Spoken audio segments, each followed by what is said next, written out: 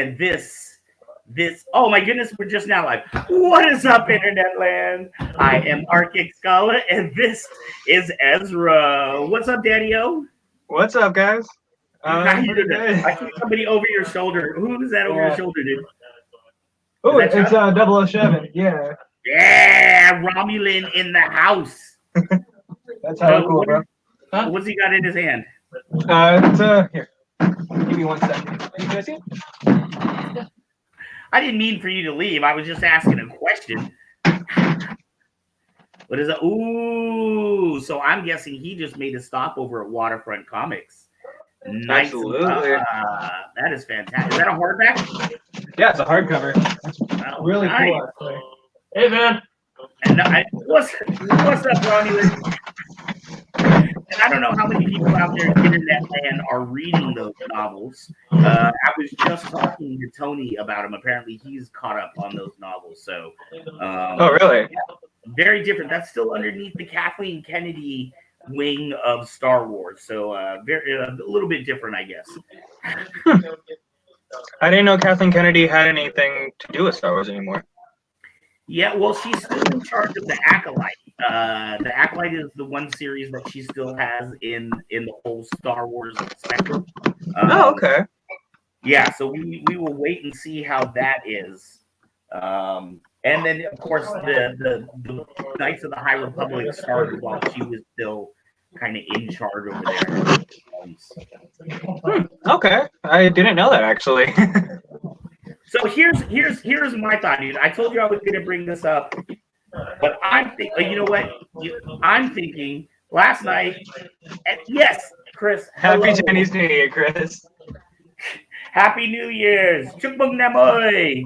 Happy New Year's to all of you. Last night, that's what I was going to bring up. Last night is the New Year's, and we were outside saber battling. And let's just say that a few of the people were having adult beverages, and they were having a difficult time standing up, let alone saber battling. And then I thought, a shot battle that needs to happen. That'd be for adults cool. only. Yeah, I can't do that. So, but it would be fun to watch. It's kind of like I feel like it could either be horribly fun to watch or a horrible idea altogether. I'll be kind of like the guy that first thought, you know what we need in a pub with alcoholics? We need darts. That's what we need. I don't know who was the first guy to think of that, but somehow it caught on, right? So maybe drunken saber battles may catch on. Right? That'd be hella cool to see. Just people running down the freaking mat, swinging sabers at each other while wasted. We'd have to have plenty of safety equipment. Oh, absolutely. They'd be in full armor. But they're swinging. Hey, well, speaking of safety and equipment, and I have a tendency to forget this, so I'm going to jump right in. I'm very excited. We started doing about a month ago? Yeah, right. What could go wrong? We started doing about a month ago. We got this wonderful producer named Mr. James Kaiser, aka Darthcephalus, and in fact, he has a competition I think that just wrapped up called Spin Wars. So you can check his page for more information about Spin Wars and how you can participate in future events. But there is judging going on for the videos that were submitted now. But he is our wonderful producer for the Flow segment of our show. And this week we have a fantastic. It's not like every week isn't fantastic. Every week is fantastic, no matter what. as long as the thing doesn't just shut off, it's fantastic. Every show is beautiful in its own way. Well, that is a problem when that happens. So, absolutely. Miss Veronica, do we have a video ready of our artist for this week, Mr. Clint Alexander? Now, this one is a little bit longer than most of ours. They're usually about a minute to a minute and a half. This one is, I believe, 2 minutes and like 10 seconds. So, Miss Veronica. You're ready.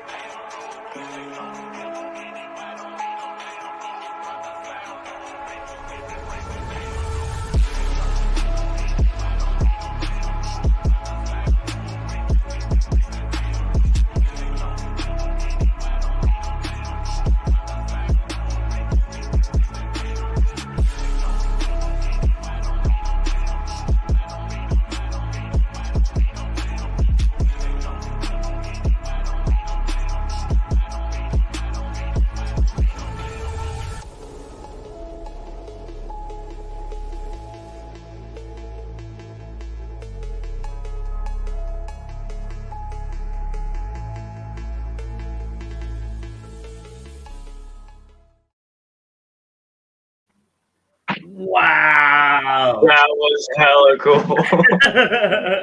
Dude, I am absolutely amazed. Once again, that was oh my goodness, that was Alexander. Sorry, Clint Alexander. That was absolutely amazing. Yeah, that was awesome. Oh my god, yeah. We were dancing like idiots. I couldn't see you. I was getting down in the paint. I was like, we were getting down. It was hilarious. I was staring at you the whole time, and I was just kind of like following your beat. Could you see me during that? Yeah, I can see you. Oh, that's kind of funny. I couldn't see you. That's so funny. So Yeah. I just thought I was here by myself. So That's hilarious. Clint Alexander, you can look for him on Facebook. I definitely know you can find him on Facebook there. If you want to see more of his videos, I know that he puts out in lots of different places. So I want to thank James Kaiser again, our fabulous producer, for the flow of the show. Yo. So hey, and you know what? That brings us up. And man, I didn't even realize like that segment was so well produced. I love the camera work that he had done and the editing that he did on there. I didn't even realize 2 minutes had gone by. I thought that was a short Me either. video. It felt like it was like a good 30-second video, but no, it was 2 minutes. That was amazing. It kept me engaged the whole time. I was like, okay. Well, let us know in the audience if you like the videos longer at 2 minutes, or if you like them at 1 minute. Let us know what you prefer, and we'll get that perfect flow down. But right now we are getting ready. Do we have our guests backstage? Looks like we do. Are there people you don't recognize back there, Ezra? Yes. All right. So our guests. Oh, and I want to let some people know because Gary Ripper made a point one time that because we've been doing this show during the time of COVID, and 90% of the shows I've been wearing a mask because we are filming in the store. I am actually in a back room at the Kyber Cave right now. I'm in the back cave inside the Kyber Cave. Ooh. This is where we do our card games, and our D&D night is in this room. So that is why I'm not wearing a mask. And the reason Ezra's not wearing masks is he is in the office at the Kyber Cave, and he is like more than it's like 15 feet away. 15 feet away from the front of the store. So we are both kind of in our own room. So we do want to let you know that we do take that seriously at Kyber Cave. If you do come in, you are required to have you wear a mask when you come in. But I want to talk about this fantastic guest that we got tonight. Oh, I can't wait. Yes, we are always lucky. That's the cool thing about this job is I get to meet fantastic people that like I never knew what they were doing before. You see little names online, you see videos pop up, but you don't really get to meet the people. And that's why I am excited tonight to get to meet Mr. Tony Negron. Now, this guy is the commander at a place called the Aiken Saber Academy.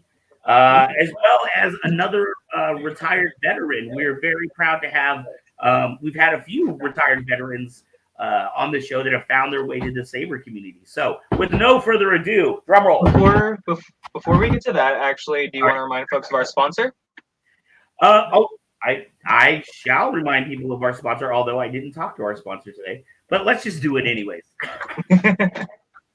We are fortunate enough to be sponsored by Grateful Dead Photography. You can check out Grateful Dead Photography at bayareacosplay.com. Now, he does all kinds of photography, but all the good photography names are taken. And he is known, oh, I should jump over here. He is very much known in the cosplay community to use dynamic work. He has a special on weddings, and no matter what your package or your size or your budget, he's got something for you. And the fantastic thing about Patrick is that he will give you the raw files. So if you do a photography shoot with him and you take 100 pictures, a lot of times other photography studios are going to charge you if you want more prints than you originally ordered. He is going to give you the raw files, and you can do with it whatever you want with those. You can do your own editing if you want to. So be sure to check out Grateful Photography. That's BayAreaCosplay.com and ask him about his wedding packages that he has coming up for the summer. Thank you, by the way, Ezra. Of course. All right. Can I get the drum roll now? Yes. All right. Please bring on Mr. Tony Negron. Hey, you guys. Hey, how you doing, Commander? Oh man, I'm doing great. I'm watching you guys. You guys are really awesome. I watch a little bit of you every single week, but seeing what's behind the scenes and everything, you guys are even cooler than I thought. Thank you. We're not worthy. We're not worthy. Man, does a whole man good. Hey, speaking of which, you kind of when I heard your nickname Commander, you got that Commander Cody kind of thing going on. Is there a did they see you when they were casting and figure out that's how they were going to make Commander Cody? Well, maybe. The name stuck because once I left the Navy after 20 years, I taught junior ROTC for another 17 in Chicago and up here in Aiken, and the name just stuck. And I took it with me when I started and opened up Aiken Saber Academy. Wonderful. Well, now let's just jump right into it. Why don't you tell people who may not know what Aiken Saber Academy is? Why don't you tell people a little bit about that and what it is you do? Yeah. So when I retired, I'm 66 now. So when I retired 4 years ago, you know Paul the Pop, right? Trey Jones. I do. He's big in the Saber community. Well, he was a bartender down here. And so, and he was a former student of mine in junior ROTC. So okay. when I ran into him, he was bartending. We became Facebook friends, and we're both Star Wars fans. Well, I didn't know he was a Jedi at the time, so he's a big part of the Jedi community. Right. So we started talking about fencing, and I started talking about Ludo sport, which is something I saw on YouTube. And I said, wouldn't it be cool if we could do this? So one thing led to another. We both bought sabers from Ultra Saber. They were crappy. They were crappy sabers. I bought a Guardian. The thing was, it weighed about 10 pounds and had all sorts of sounds and cutting edges and stuff like that. And we put on some gloves, some lawn, and we tried to do Ludo sport in a local park. We decided we liked it, but we didn't know what the hell we were doing. So we over a summer, I brought in some students that had graduated, and we just sort of proofed the concept whether this thing could work. I had a little bit of money, so I bought some fencing masks, and we got a little bit better. I bought some gloves for the kids, and then I said, okay, this works. We were in a church for a while. I contacted the city of Aiken. I said, hey, we'd like to come down and teach at this big recreation center, and I happen to know the mayor. So they got back to me and they said, all right, show us what you got. I brought a couple students down, and we had our Aiken Saber Academy shirts on, and then we showed them what we could do. And so now we're a city program. I'm not in this for the money. We charge $20 a month, just so people without a lot of resources that have nothing else to do, because there's not a lot to do for the teenagers here in Aiken, can come down and learn how to fence. We're all Star Wars fans, but we've stayed away from using Star Wars terminology at the Saber Academy just to keep us clear from Disney. But that's how we got started, and we've been down there now 2 years. We started a Facebook group, and so we're pretty well known. I've got connections in Europe with the Silver Sabers in England, and a couple other guys in France. So. We've all been discussing the state of saber fencing throughout the world. I don't have as many contacts. I've had the distinct pleasure of being involved in Lightspeed, which is what I think you guys do there at Kyber Cave. And I've even had a chance to fence Kang Snow. Frankly, even though I'm a lot older than him, I admire him for what he's done with Lightspeed. So that's where we're at right now. We've just formed and started our own system, our own training system, our own rule set. The pandemic gave me a big chance to sort of think things through. It's not me. I can talk all night. So if you got questions, feel free to ask. Yeah, no. This is fantastic. I love all the information. Yeah. You Well, I don't. was a charter representative for Saber Legion in South Carolina. I was a base for Lightspeed in South Carolina. We did a few meets. At our last meet just before the pandemic hit, it was a Saber Legion meet, and we brought in fighters from Georgia, South Carolina, North Carolina. And unfortunately, one of the young men that comes to our school every now and then faced up against some black belt from Georgia, and the guy clobbered him over the head and just about knocked him out. And that's what I started thinking, I've got to think of a better way. Light speed is sort of like Olympic saber fencing, which is what I did in college. Right. And of course, Saber Legion is more hemo oriented, but I needed to come up with something that was just geared towards students, that was cheaper, that was easy to learn, that sort of more paid homage to lightsaber fencing. Right. Have you guys fenced Saber Legion TSL style? We have, in fact, that was kind of our introduction into saber fighting at all. Our first introduction was TSL, and we have a couple of guys that come in here and practice and train that still, gear up in all the armor, but it hasn't caught on here as much as, say, Lightspeed has.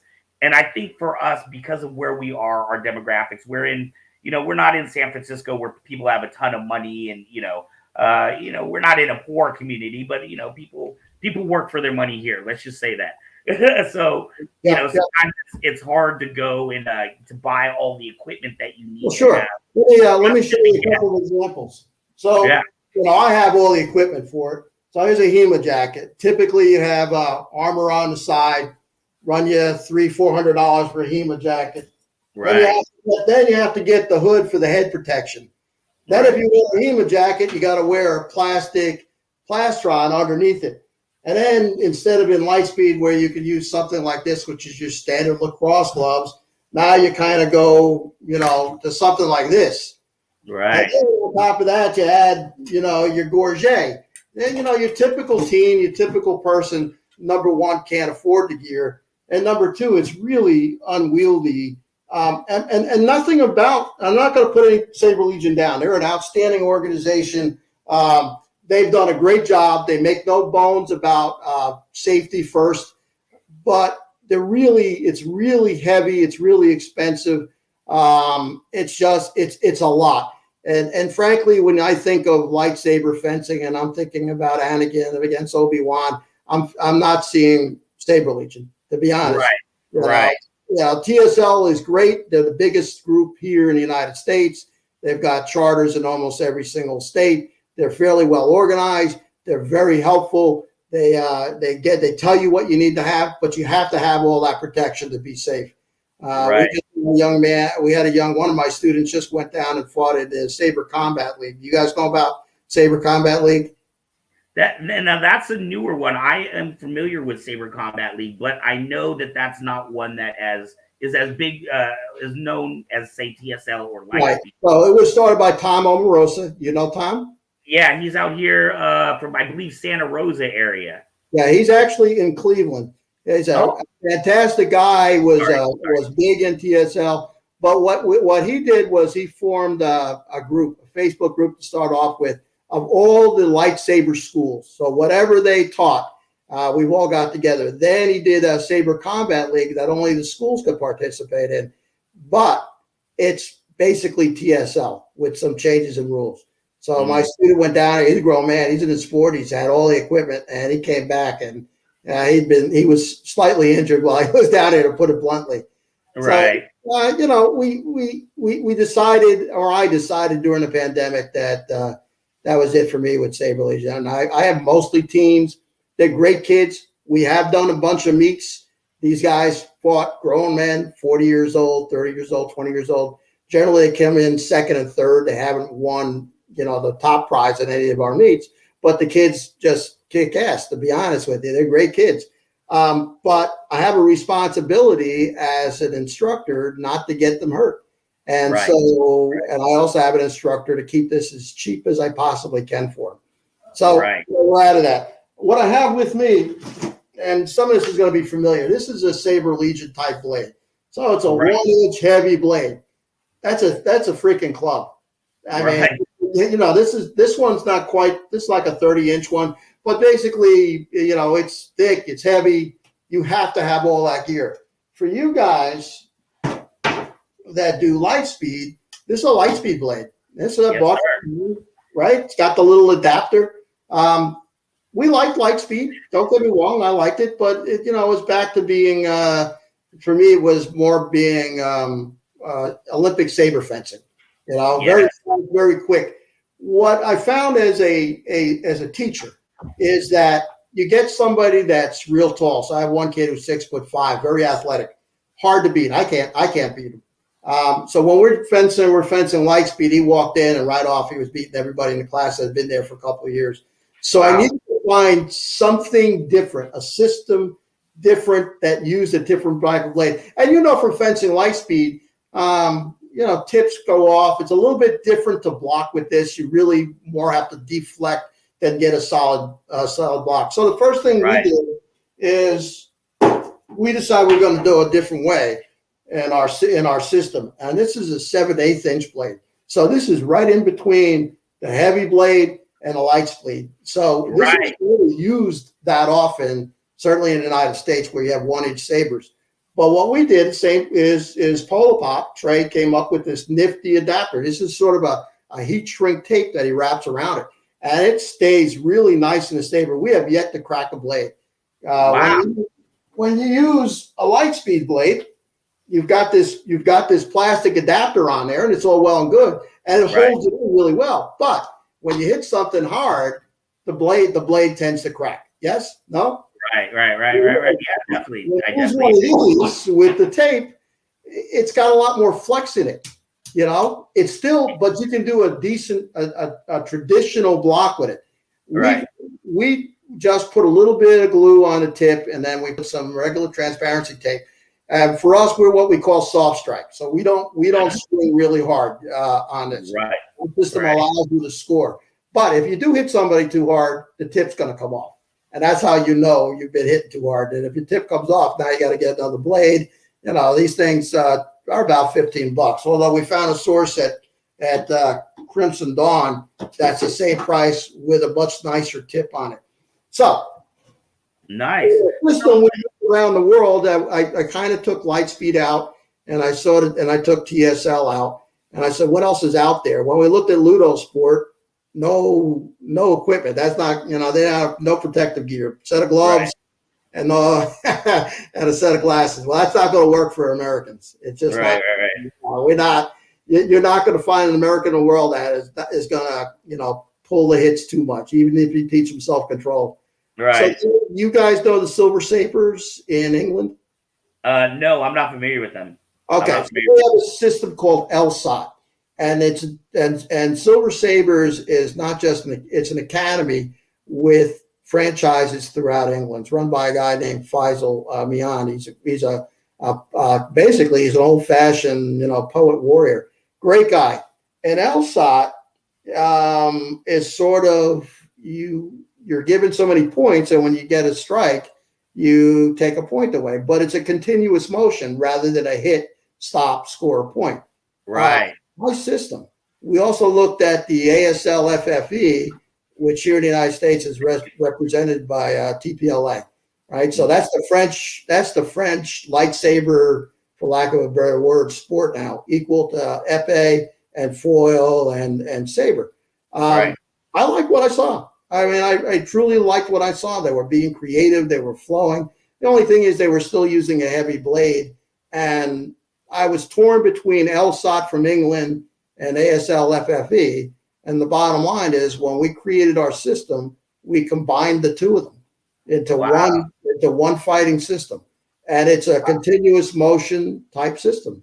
I love that. Yeah, it's totally different. No longer if you're a 6'5", very athletic guy, do you have an advantage. So the first set goes, it's a 2-bout in a match kind of system. First thing is 2 minutes long. And if you've ever watched the French fighting style, it's like that, except we don't arm the same way. But bottom line is if you kind of move first and you arm, you have the right of way. Well, what that means is the other combatant has to play defense. It's that simple. He has to block or evade. So that teaches these kids, traditional stuff. The only thing we're missing is a thrust. So now right away the offense comes in, he slashes at the guy, the other guy blocks it. Now he has right away. He has to arm. And arming for us is basically getting the point of your blade behind your center point, but basically behind your back. And then he strikes back. And this goes back and forth and back and forth. And you're watching, and this is what I learned from Faisal. People want to see an interesting match. It's not just for the combatants, it's also for the people around watching the match. And light speed is very fast and very quick, and it's a point score thing. So it is interesting to watch. More interesting to watch, I think, than TSL. But the ASL FFE is even more interesting because you can do, when you have right away, you can do spins in midair, you can leap, you get that thing behind your back. There's all sorts of way of arming, and then the other fellow goes on defense, and then he does the same thing. So you can do different things. And if you're the 6'5" guy, you don't have an advantage anymore. I've watched Kang fight giant guys up there in California, and he's hard pressed because Kang's even shorter than I am. I'm 5'6", and I think Kang's like 5'4". So with light speed, you get an advantage for aiming for the head. So if you have a height advantage, you can just come right over the guy and tap him on the head. And it's the same thing in Ludo sport. If you're tall in Ludo sport or if you're tall in TSL. So what I was trying to do was get rid of that height advantage. So probably our best fencer outside of me is this little short guy. He's even shorter than I am. He's like 16 years old. He's fast. He can cross quick. So you do this right away with this arming, and that goes for 2 minutes, and you're exhausted. Then the next thing is more like L-side. It's called melee. And basically there isn't any right away. It's just keep striking for 1 minute long. And there's an art to it. It's like boxing. So that if you box and you block some and then you punch, you score points. And so it by the time you're done with 3 minutes of this, you're exhausted. I mean, you're totally out of steam. You're ready to sit down. And it's an intense workout, but it's also intense instruction in fencing for my particular students. When we ref, we have one head ref, and he has a set of lights, and basically in the right of way, he lifts this up to tell the scorekeepers who had the right of way on that, and they have to score. And we keep our scoring simple: 2 points for the head, 2 points for the body, 1 point for the extremities, and that's basically it. We have a scorekeeper assigned to each fighter, and they're using a little tiny hand clicker like this. So they see that go up. They saw that it was a head hit. They click that twice, and that's it. And then we have a time person. So we have 3 judges, sort of familiar, but they have a different job than you would have in light speed for light judges. You don't have to have all those hand signals. We keep everything simple. So you do the melee, and you go in and you melee it. So our SID system that's the rule set. It's the right away and the melee, and then also part of it is the training. So we have just like any martial art, we have a system of advancement. We kept it away from Star Wars. As much as I love Star Wars, we don't have guns. You walk in the door, you're an initiate. Then you have to learn how to two-handed techniques. There's a set of forms for just learning techniques, and then there's a kata, and you have to pass that test. Then you go to apprentice, and then from apprentice to knight, from knight to cavalier, from cavalier to paladin, and from paladin to where I am at the master level. Along the way, you learn choreography. You learn how to work with weapons like staffs, because staffs work really well in our SID system. You can arm with them. You can do melee with them. We don't use spears. We use najanatas. So basically, you can't stab somebody, but you have to hit with the side of the blade, and so that means, and you have to arm it. So that's not really an official weapon for us, but it's kind of fun to do. The other thing we've done is I'm not going to put down HEMA because we've I want these kids to leave Aiken Saber Academy. And I want these kids, if they want to go into the bladed sports like HEMA or SCA, to be able to do it. So we have occasionally we bring in and we have shields. And we use other soft weapons as well. And so we have long sabers where you basically it's 2 ultra sabers put together with a 40-inch, 7/8 inch blade. And then we have short sabers, which are just the smallest ultra saber initiates with a little tiny 12-inch blade. And we have dual wield and shields and all that stuff. So we have a pretty good time at Aiken Saber. I'm getting these guys ready. Hopefully when some of them go up to the master level or go up to the paladin level, when they leave, they may forget, go on with their lives, but someday they may want to get back into lightsaber fencing. And now they have the skills to be able to run their own little small school or an academy or start a group. The SITS rule set is on our YouTube site. It's all explained. I spent 7 videos to explain how SITS works, what you sort of need. So it's all kind of there if somebody wanted. I'm too old. I'm 66. I'm not going to start another league. I'm not a gangster. I'm old and I'm tired. And I want to ride my Corvette. And I'm a cool old, and then while I'm riding my Corvette, I want to fly my drone overhead and take a picture of the Corvette going at some speed, which it should be going, that kind of thing. So you talk about the system where they're advancing and leveling up to the different levels, like you were talking about Cavalier and Initiate and all those things. So you had to sit down and create kind of like, this is level 1, this is level 2, right? Where did you on all of that? Were you kind of taking things from, because you had mentioned choreography, were you taking things from just things that you saw in pop culture or from the movie, or just things that you wanted to learn, or how did you decide what the system would be? I looked at every single YouTube personality out there. It took me a while because as a Olympic saber type, you're used to fighting one-handed, just like you do in Lightspeed for the most part. So I had to create, and I'm a relatively smart guy, and basically just created a form. The form will have like 24 moves or something like it. A kata will be. So for example, you walk in the door, the first thing you're going to learn is 12 offensive techniques. Basically, there's 12 offensive strikes, and that's form 1 offense. And then you're going to learn about 13 defensive moves, blocks, high block, low block. I keep things simple. I don't give them weird, strange names like everybody seems to do. So block is a block, a strike is a strike, that kind of thing. And so you learn those, and we've taught people 15, 20 minutes how to do the basics, and they can walk through 12 steps pretty dang fast because it all flows together. And then you go do a kata, that's our form 3, and that puts the 2 things together. And that's got 24 moves in it. So, you have to spend some time practicing it all, but then you'll take a test and we'll give you a patch and we'll give you a certificate and you move on to the next thing. When you get up to the night level, which my current group of students, every one of us on night, since the pandemic, we haven't taken on any new students. They are our teachers. Somebody walks in, I say, Josh, go teach this guy, the basics.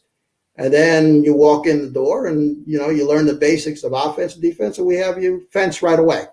I stick a helmet on your face if I have one that fits you, and some protective gear, and we go. In our system, since it's soft strike, you don't need to have all the gear. You need to have, our standard gear is a set of hockey pads, which are decent, but doesn't cover your midriff. And then, of course, you've got something for your elbow pads, and you've got a set of lacrosse gloves. That's kind of your basics. You can go softer than that with just gloves and a face mask if you want. But we've gotten away from this kind of thing, and the rest of it. Where's the rest of it? And the forearm protection that you have to use, and that kept it really simple. Now we've lately been dealing with a company in Ukraine called Soft Warrior. And Soft Warrior makes basically soft weapons, soft protection, the shield that I showed you. And I bought a vest. And this thing is extremely lightweight. It's cheaper than Lima gear. It protects your sides. It's got a bit of shoulder pad. So for our soft system, and frankly for light speed, something like this would be much better than the hockey gear, and it's roughly the same price. I'm interested. What's the name of that company? It's called Soft Warrior. You find them on Facebook, or Sparta. S period, P period, R, and they're really good. So I've been talking to Sparta about because the bad part about Sparta is the transportation back to the States, the delivery. It's like a 2-month deal. I mean, it's terrible. So I've been talking to them about maybe establishing a relationship with one of the local HEMA, like Purple Heart Armory. And I've talked to Purple Heart Armory, and they don't know them, but I've given them both each other's contact information. And then I sent Sparta a bunch of others of the HEMA type equipment so that they can station a bunch of their gear here. And they make the usual stuff. They make the arms, the shoulders, they make the legs. The shields are amazing. I mean, I love the shields, and they're like $75. They're really well made. Their helmets, I've been trying to get them to get a polycarbonate faceplate, because right now it's sort of like a lacrosse with a cage in front. But if they put polycarbonate and then get it down to the price point of a fencing mask, now you're going to have better visibility than you do through a fencing mask. And for light speed, you've seen what Chang wears. He wears, I think it's a hockey thing with a he's not wearing your traditional one, and he does that for visibility. So if we can get that, that would work for light speed. It's padded really well. It's got back of the head protection. So I'm kind of working with them. Purple Heart is going to send me a prototype lightsaber suit made by Spez. Spez is the big company. I hope to get it this week, and I'm going to test it.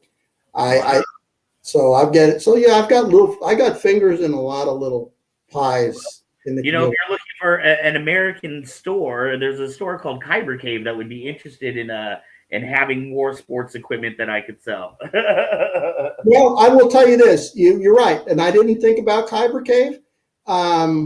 If you're interested, if Purple Heart doesn't do anything, and you're interested in carrying a line of Soft Warrior, look it up, see if that's something that would work for you. They hit before us, before I started introducing them to lightsaber. They hadn't even thought about that, so they were into some of the other sports that you're hitting each other with soft equipment, and then lightsaber, it sort of dawned on them. They want to get into that market. So if you'd have to, you guys are smart in business. You talk to them and see what you guys can come up with as far as an arrangement. They maybe send you a couple samples to try. That vest, I would use that vest in light speed, the heartbeat. It's very protective. It's very light. You don't get hot in it like you're doing the gear. I mean, it's a pretty nice thing.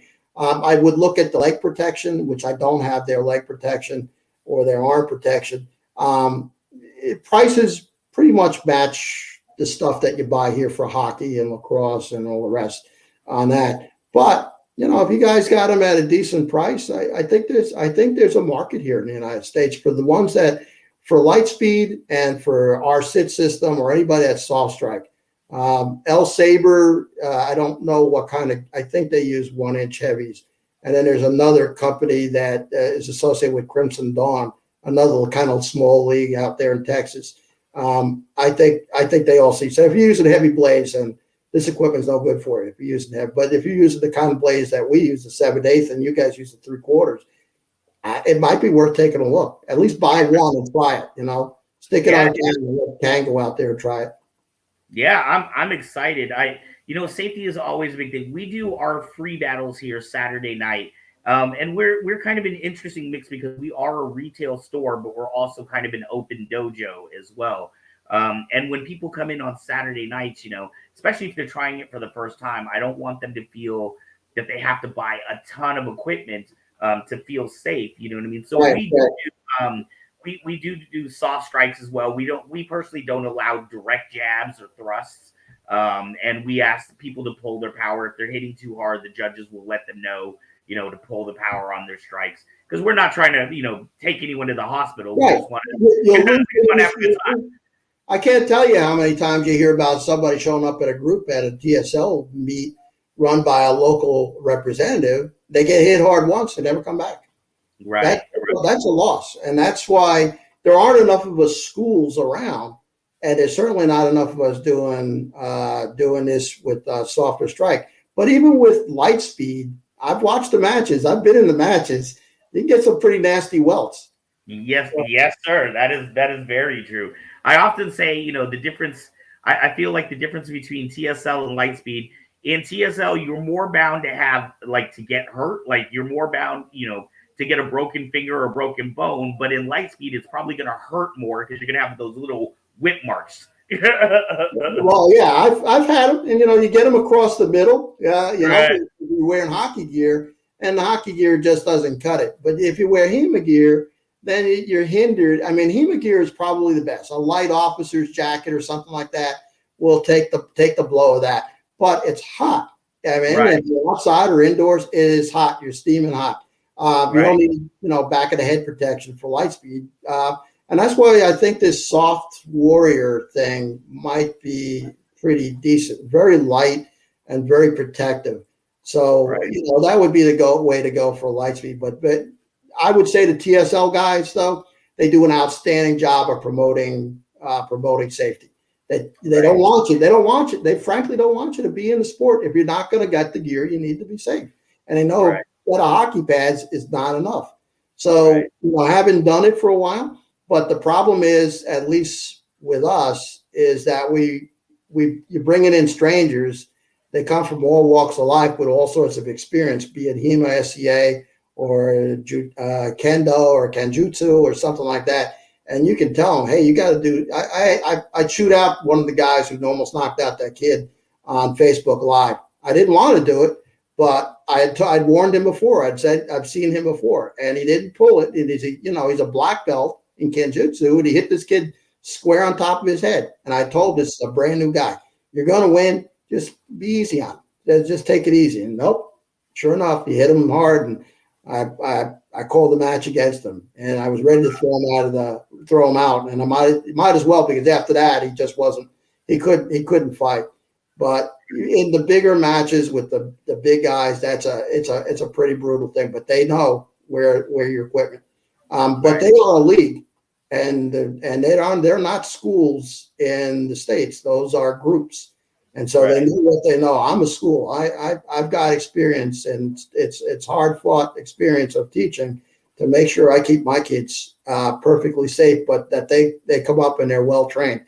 And we've done light speed. They've done very well in light speed too.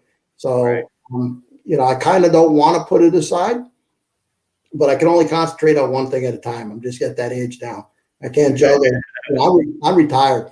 I mean, for me to go to Kroger shopping to buy food, that's a whole day evolution. I got to execute it.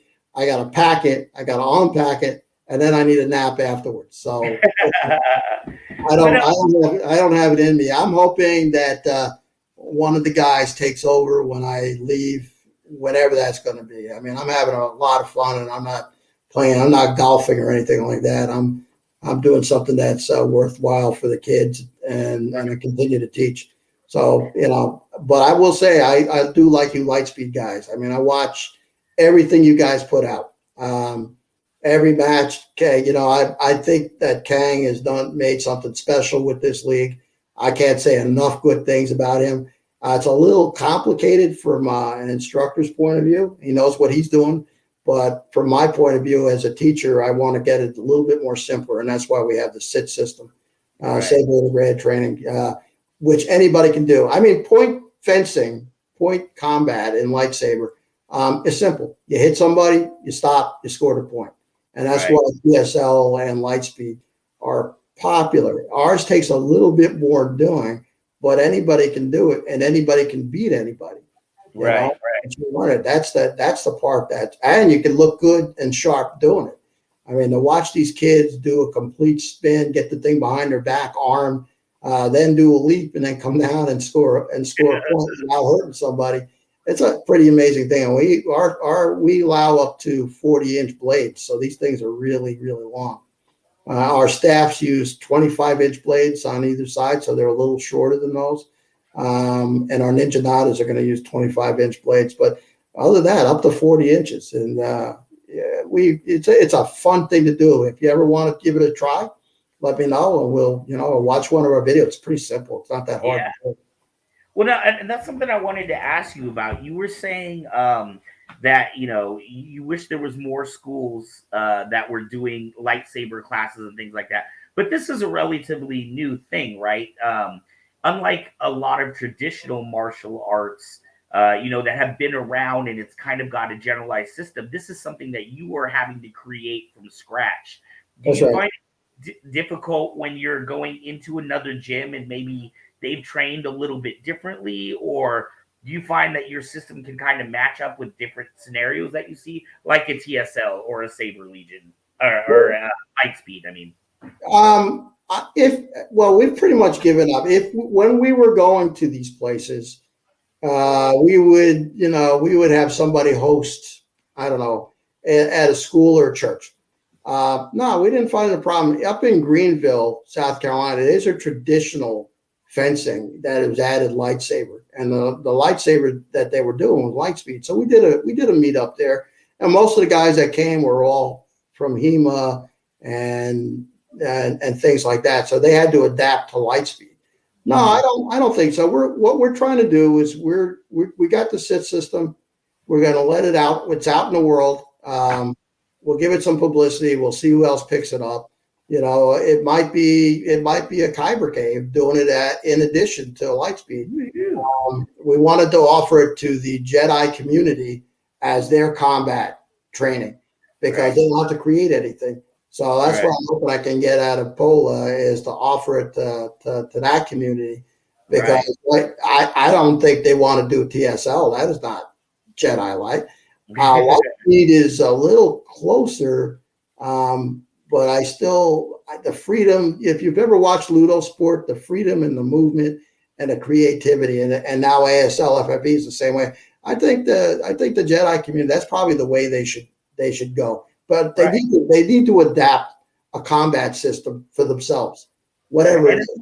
It's a lot more fun to watch. I know when you're watching the battles that we do on Saturday nights, because we do it, first round is just everybody in general, and usually the first few battles tend to be a little bit slower. It's almost like a game of tag with the lightsaber, right? Right. But when you get people that are more advanced, when you start getting to the final round, you see that back and that forth, the defense, and then coming on the offense. And it's, as an audience member, you just really get into it. It's exciting to watch. It is. I sent you, I think, the video of me against Kang.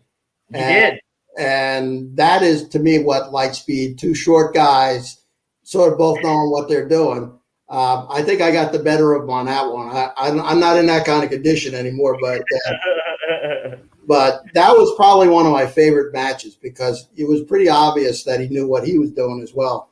He was fast, he was quick. I was fast, I was quick.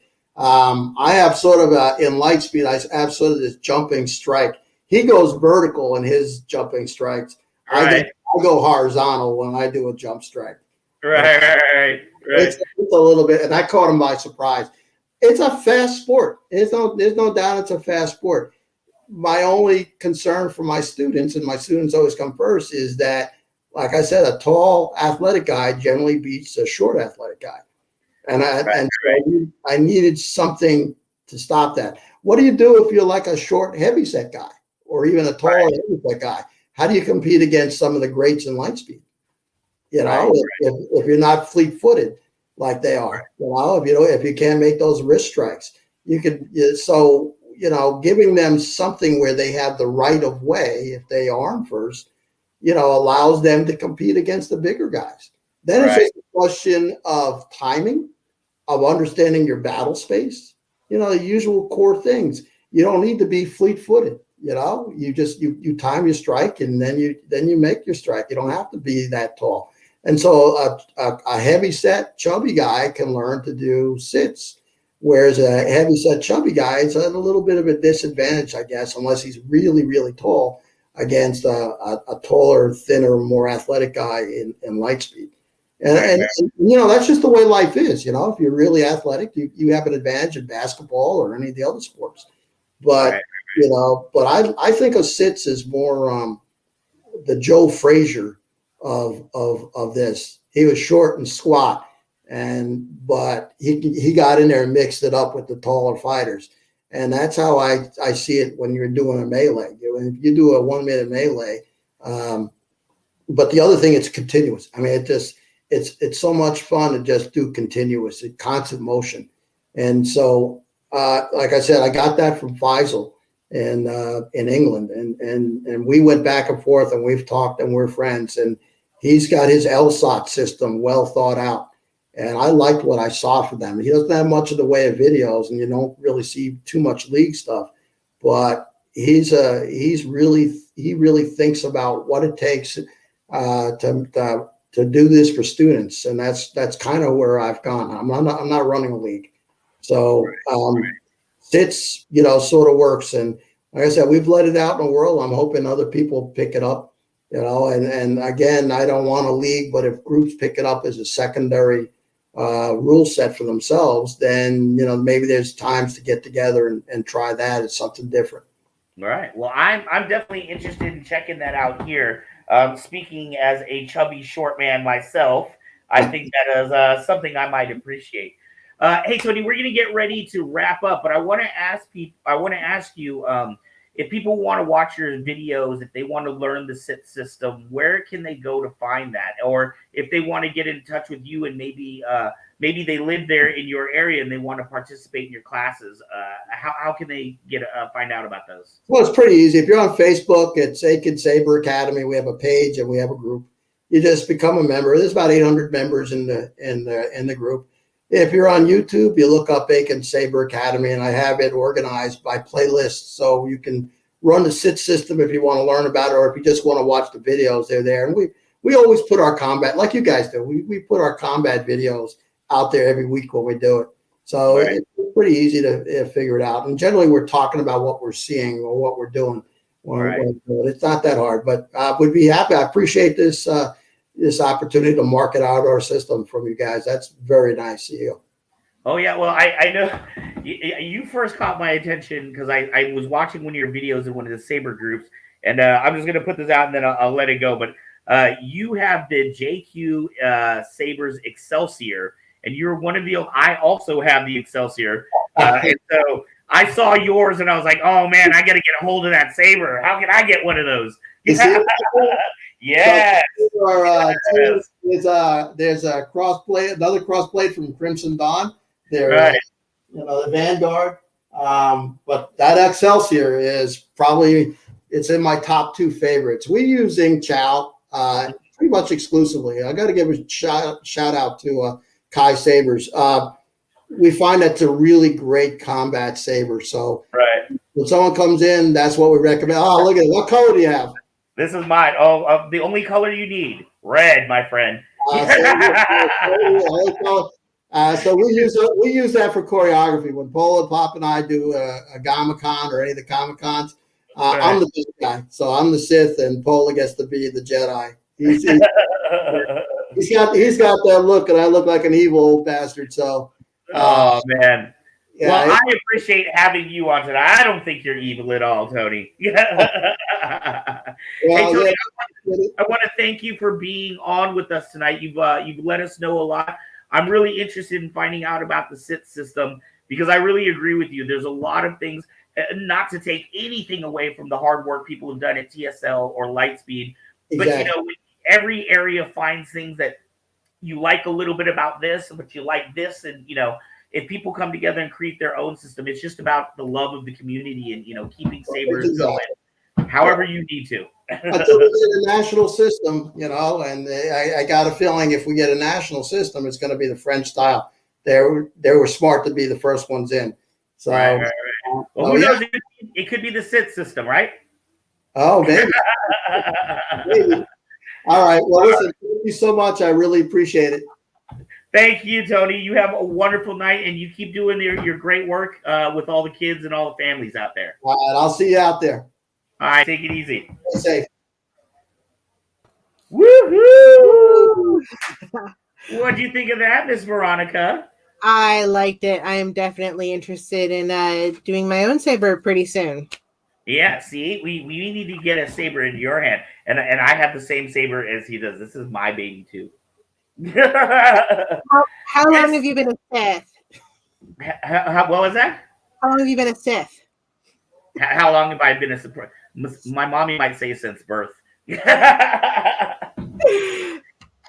of which, I want to ask you, I know you have a terrific guest tonight on our Cosplay of the Day who does all kinds of costumes. Yeah, it is hard to really even introduce this one because she is so varied with what she does, anywhere between storybook and Star Wars. So I think it's better to bring her on and let her speak a little bit for herself. This is Snow Marie Reese. Hi, welcome. Hi, thanks. It's good to be here. It's good to meet you. Wow, just behind you, I'm impressed. Oh yeah, this is my sewing room. Actually, we've got oh goodness, the embroidery machine behind Belle there. We've got two of my Juki machines, and then I've got two sergers. It goes all year round. Wow. And I'm sure with that, because, COVID has been really putting a damper on all of us doing cosplay. But what have you been up to during that time? During this time, I've actually been making masks for people. I started teaching myself how to make Mandalorian armor, practicing my sabercraft, cleaning up I've got a full wood shop in the back. So we're getting that cleaned up to start making more Mandalorian armor. Yeah, it's just been crazy making costumes, just making the most of it, actually. So you have a Jedi behind you? And I do, yeah. Yeah. You have a Jedi name, because some people name their costumes or their personas. I do. I am a light side Jedi, and her name is Belin Asgeda. It's Belin of the Ice Clan. Belin of the Ice Clan. Does Belin mean anything to you?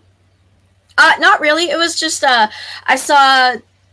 Oh goodness! I saw the name Kira and the way she spelled it, and I played D&D a lot, so I decided to name my character Belin, but with like similar quirks in the way it's spelled, and that was how it went. And then Asgeda came from the show The 100, and it actually means Ice Nation, so it made sense.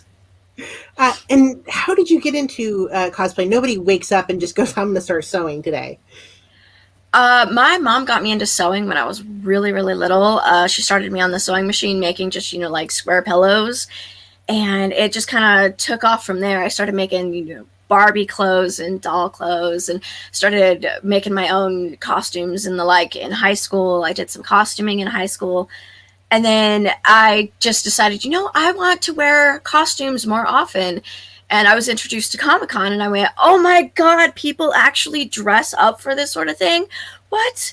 So I went to my mom, and I'm like, hey, we have got to do this. So I got her to wear her Star Trek Halloween costume from forever ago. It was The Next Generation. And so we got dressed up in our Star Trek uniforms, and we started looking around and meeting all these people. And we decided for the next year we were going to go bigger.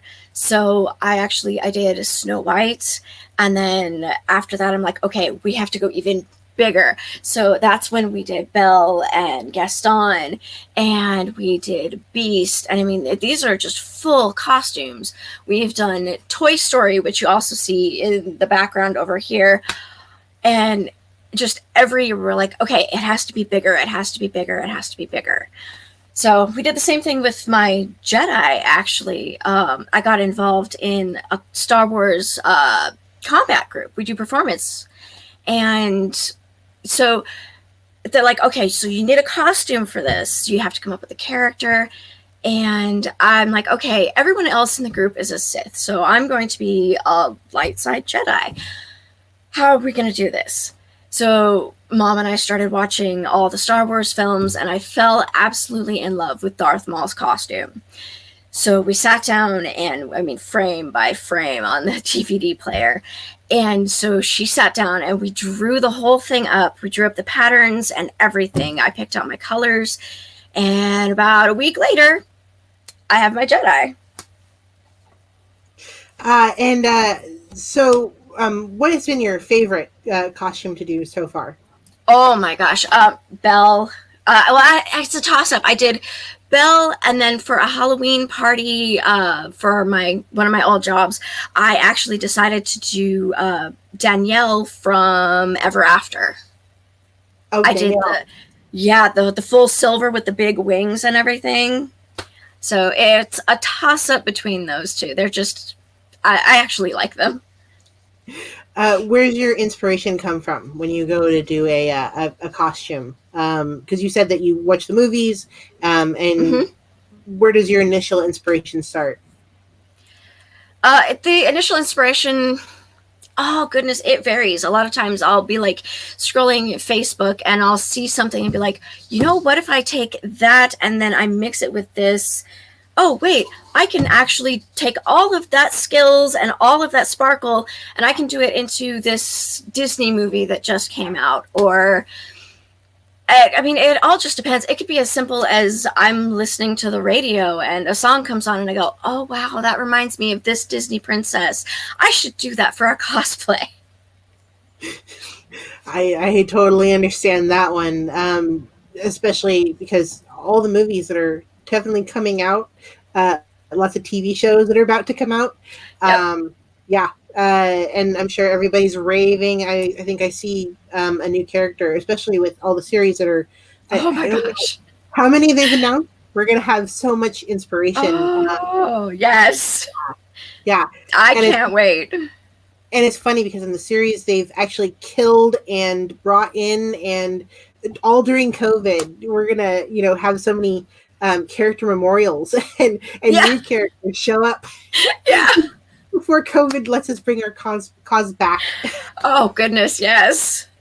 And I'm actually curious about the shield behind you. Is that a full costume? Yes, it is. That is actually one of my dad's costumes. He likes to do Captain America, and there's a gentleman who actually makes them out of metal. His name is Smitty Tut. And I mean, gosh, that thing weighs a good 30 pounds. I can hardly lift it. Wow. And so you go full gear with the materials and whatnot. Do you research on materials? Oh yeah. Oh, absolutely. For Beauty and the Beast, we actually picked up every costuming book we could find from the cartoon, from the film. Come to find out that 3 or 4 different dresses just for that one yellow one. So you just kind of have to pick and choose what you're going to do, how you want it to look, how you want your final product to be. So the yellow one, did you more, because I can see there's almost like a cross between the movie and the animated. What did you more lean towards? This one was actually more geared towards the live action. It's the front. It's fully pleated. It's got all the trim along the edges. I mean, it's 3-tiered like a cake. One of the biggest differences that I did on this one is in the film, they've actually added in digital sparkles. So you'll see a glimmer come off of what's supposed to be a sequin. So I actually bought, oh my gosh, 10 gross Swarovski crystals, and I just dusted it with just crystals, just so it'll have that same effect without the CG. And is there any other costumes that you kind of want to tell us about? You working on anything in the future projects? Currently, like I said, I've got my Mandalorian arm. Let's see if I can bring it into. Oh wow! Yeah, this I just started working on this right before Christmas, It's definitely been a learning process. I've never worked with Sintra and PVC before.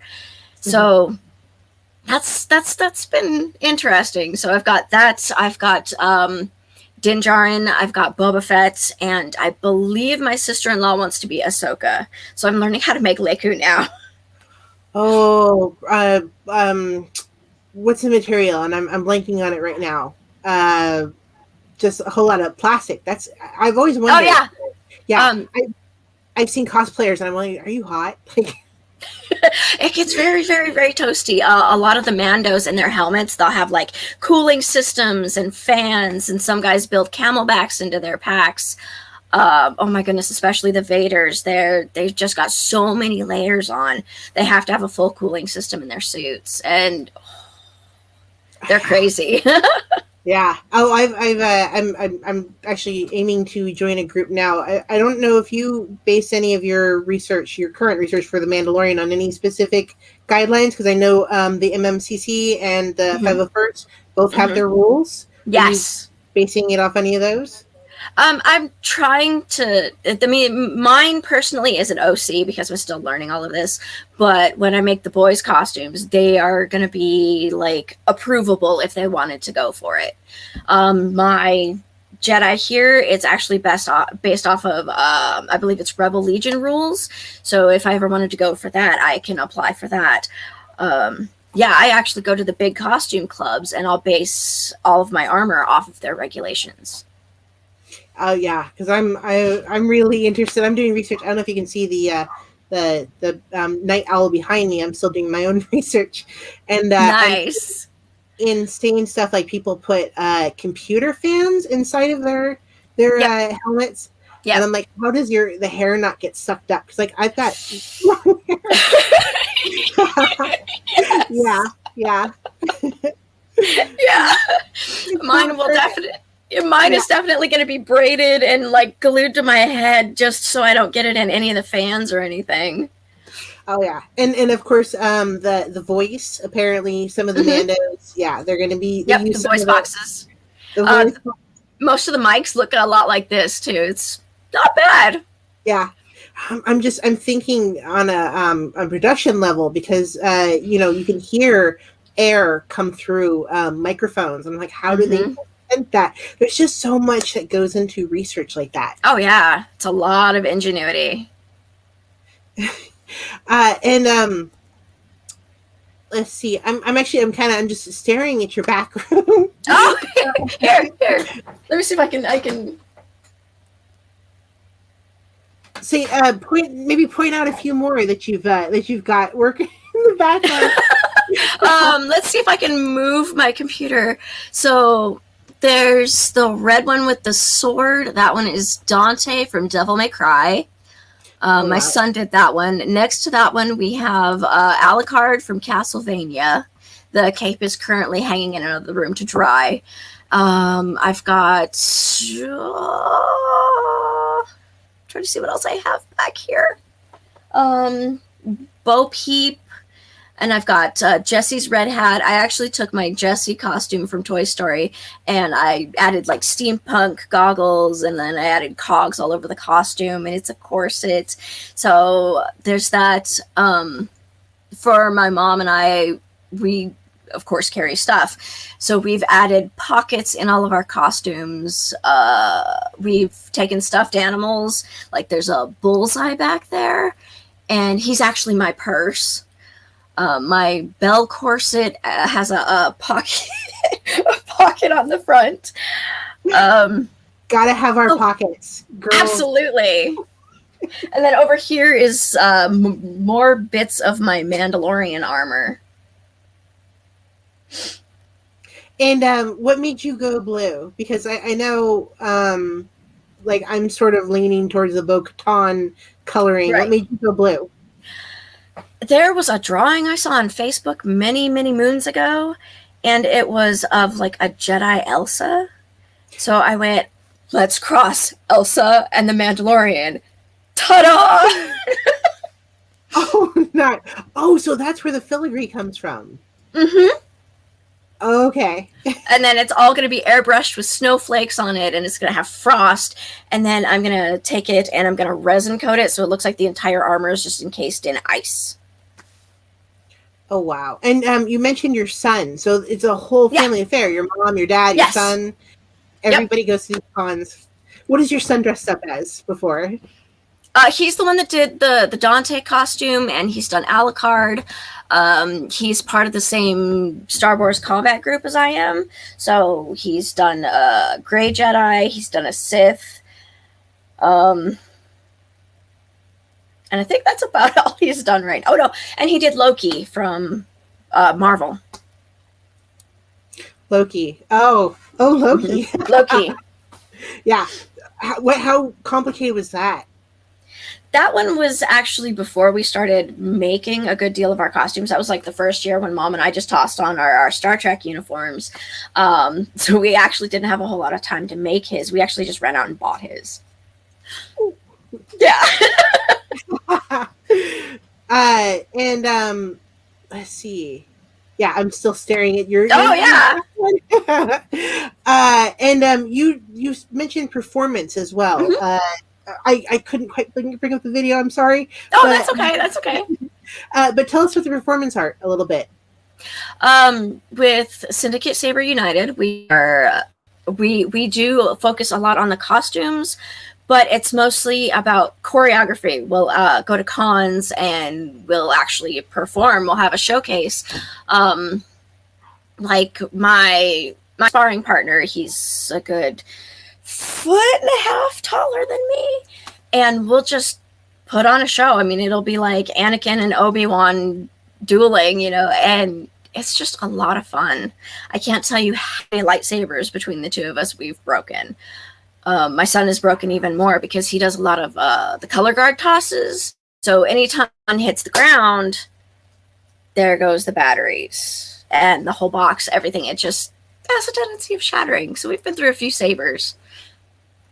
Shameless plug. I know where you can get a lightsaber that won't work. Fantastic. Yeah. So do you guys have lines? Because I know I saw a little bit on your page with, do you have like a whole play, or is it just you get into it and start fighting? So we have a children's show, and that one is usually roughly scripted, and then we get the kids involved in learning how to lightsaber duel. We have our showcase, and that one is largely a bunch of like little duels that are put together, and the past couple of years they've just kind of worked into a larger storyline. And then we have another show that's for older, not for the little ones, but for older kids, and that one is scripted.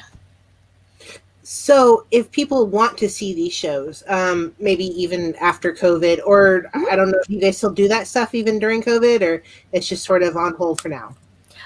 There are still some practices going on. Masks, safety measures, the works, social distancing as much as you can with choreography, of course. But those still go on every Wednesday and Saturday. I haven't been. I've pretty much been holed up in my costume shop. I'm waiting for germs to pass right now. Who can blame you? Yeah. Yeah. So I practice still out in my backyard, though. And if people want to see these shows, how do we get a hold of you, and how do we see you, and or even do you do commissions? I don't do a whole lot of commissions. I'll do like smaller pieces, but for the larger works, I don't usually work within a budget. I'll just go, oh, okay, I need this fabric, and I just do it. But for the fighting and for the Jedi costumes and for Syndicate Saber, you can actually find us on syndicatesaberunited.com, or you can look us up on Facebook, also Syndicate Saber United. And do you have any personal pages that you want to show off? I have an Instagram. I believe that one is Snow M Reese, and that one I usually just show off like all of my costumes and such, and well, my cats. And then I have my TikTok that I just started, and that one I'm showing how to make my Mandalorian armor. And I'm going to start just showing how I do my basic builds and whatnot. Eventually, I'll get my sewing in there too. And that one is Snow Marie Reese. I'll definitely be following that. I'm interested. Awesome. Thank you. Thanks for joining us. And I look forward to see what you do after COVID. Absolutely. Thanks for having me. Thanks. Wow, that was absolutely amazing. Holy goodness. Like when I saw that room, I thought she owned like a studio or like, but then when she said she doesn't take commissions, I was like, holy goodness, that is just all for her. That is, her and her family and her friends and stuff. And I want to say really quickly too, shout out to Snow from Leo. When I was posting out the advertisement, apparently one of our friends of Kyber Cave, Leo, knows Snow's work, and he was really excited to see her on the show tonight. So that was fantastic. That absolutely amazing. I wish I had half the talent or even a tenth of the talent. I would probably be cosplaying every day. You'd never see me in normal clothes. Veronica, thank you so much for a fantastic interview. This is Veronica. Wait, did I get Veronica? Go ahead, Veronica. Yeah. She is our fantastic producer for cosplay of the day. So I will see you next week. I don't remember who we have on. I can never remember what the next week's guests are. We've got an announcement going. I think we're still solidifying some of our, or do we have an actual? Yeah, I know we have the main guest, but we will have that all for you next week. We're gonna be here regardless, so you just be here. Just be here at 7 p.m. Watch the show. You're gonna like it regardless. I also want to thank Clint Alexander for the fantastic flow of the show. Make sure to check out all his stuff. There's a lot going on in the cave right now. Oh yeah, there is a lot going on. We have two little ones here learning how to fight right now. Beautiful, beautiful. Well, hey, we are closing up, Ezra. I want to thank Clint Alexander for our flow of the show. I want to thank Snow Marie for our cosplay of the day, and of course, Commander Tony Negron of Aiken's Saber Academy. We are very fortunate to get to meet really cool people every week. Absolutely, I love it. All right, man. And so next week, I think Flannel's going to be back in that chair next week. I hope not. I like this. Unless he just decided to move to Oregon or something. I hope. Oh, that's horrible. We love everybody in Cyber Cave. He is my best friend. I'm allowed to make fun of him. All right. Well, I want to thank everybody for tuning in and watching to the end of the show. I know we ran a little bit over, but I always think it's well worth it. Thank you so much, and we will see you next week here at Kyber K Presents Saber Rattle. Peace. He's a little cheater, not one.